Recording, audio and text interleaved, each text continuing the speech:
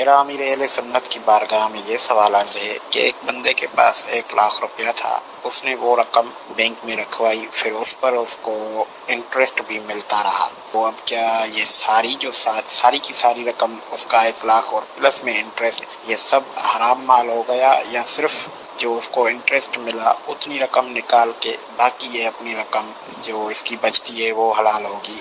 اگر اس کو اس رقم سے صدقہ خیرات وغیرہ کرنی ہو تو کس حساب سے وہ کرے؟ اس بارے میں ہماری شرعی رہنمائی فرمائیے، جزاک اللہ خیرہ۔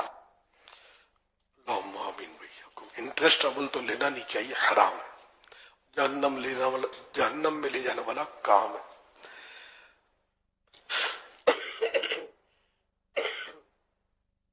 اب یہ کہ انٹرسٹ لگ ہی گیا تو ظاہر ہے تو حرام ہی ہے، اس سے کوئی نیک کام تو ہو ہی نہیں سکتا۔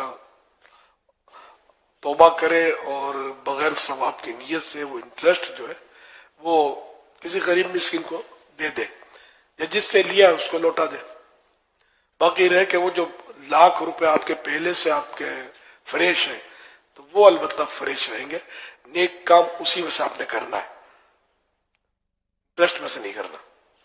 میرے لیے سنت کی بارگاہ میں سوال عرض ہے، حضور بعض اوقات ہم 4 رکعتوں والی نماز ادا کر رہے ہیں، جیسے نماز عصر اپنے طور پہ، اور اس میں تیسری رکعت ادا کر کے ہم بیٹھ جاتے ہیں ایک لمحے کے لیے۔ ابھی ہم نے پڑھا کچھ نہیں، لیکن ہم بیٹھے اور فوراً ہمیں یاد آ گیا کہ ہم نے تو چوتھی رکعت ادا کرنی تھی، تو اب چوتھی رکعت کے لیے ہم کھڑے ہو جائیں، اور اب یہ رہنمائی فرمائیں کہ ایسی صورتحال میں 4 رکعتوں کے بعد کیا ہمیں سجدے صاف کرنا ہوگا یا اس کے بغیر ہی ہماری نماز درست ہو جائے گی؟ جزاک اللہ خیرہ۔